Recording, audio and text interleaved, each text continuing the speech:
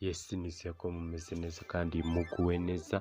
Amakuru akomeye cyane ubungubu tubazaniye nuko ikipe ya APR FC hari kuvugwa amakuru akomeye cyane, aho yinjirije ikipe ya Simba akayabo k'amafaranga atagira ingano, ndetse kandi iyi kipe ikaba ikomeye cyane dore ko irimo yitegura imyitozo aho kuwa gatandatu ifite match izahura na Police FC hariya kuri stade ya Kigali saa 9 zuzuye nibwo match izaba itangiye. Ferwafa isohoye itangazo rikomeye cyane ibuza Mukura ndetse na Rayon Sport gukina ngo kugira ngo ikipe ya APR FC imanze yakina.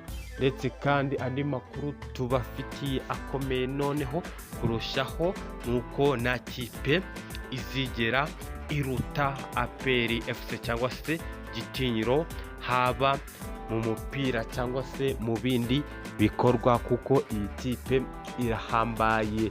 Ndetse hakaba hari kuvugwa andi makuru ngo yuko umutoza Darkonovic noneho yafatiye ibyemezo amakipe yose ngo kuko aramutse atsinzwe iyi shampiyona yo sinzi nimba rwose yakomeza kuba yaba umutoza.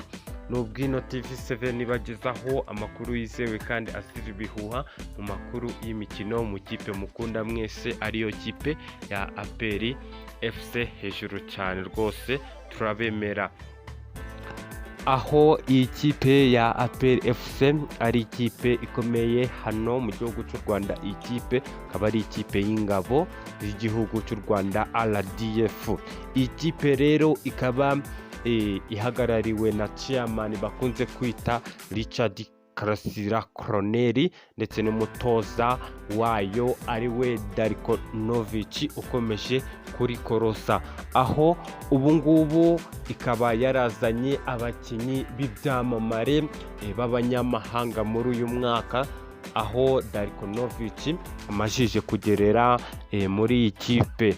Ndetse kandi iyi kipe ikaba yari yubatse ku buryo muri Sekafa Kagame Cup yageze ku cyiciro cyiza gikomeye cyane, dore ko yarangije finali rwose niho ibintu byagenze nabi kuri penalite ishoti rimwe gusa, aba ari ryo rituma tutegukana intsinzi nk'uko twari tubyiteze ko ikipe yacu iraza kumanukana intsinzi, ariko bikaza kurangira ibintu bitabaye nk'uko twari tubishaka.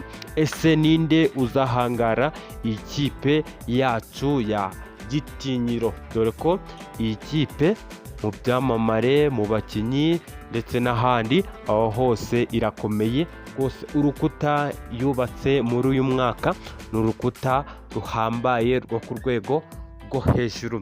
N'ubwino TV7 bagezaho amakuru yizewe kandi azira ibihuha mu makuru y'imikino mu kipe mukunda mwese ariyo kipe ya APR FC. Mudushigikira mukanda subscribe, like, share and comment kugira ngo tujye tubana namwe mu makuru agiye atandukanye aturutse mu biro bikuru by'ikipe ya APR FC.